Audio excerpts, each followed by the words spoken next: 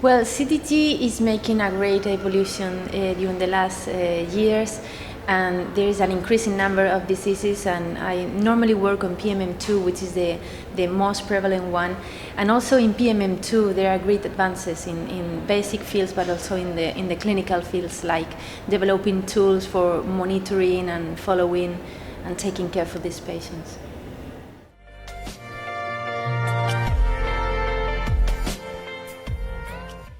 The main difficulties in CDG is, of course, to be a rare disease, and probably the geographical situation of the patient. So here maybe the solution is to identify and to accredit the reference centers, so the patients can go there and we can increase the training and increase the knowledge and accumulate it in a single place to offer the best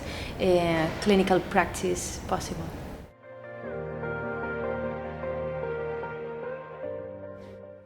Okay, in the last years we have the next generation sequencing, is NGS, is a very useful tool to find all these patients with no genetic diagnosis. But there's a different thing,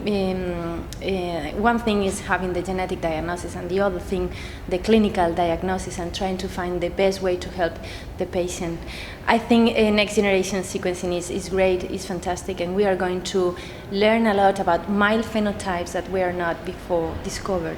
or found.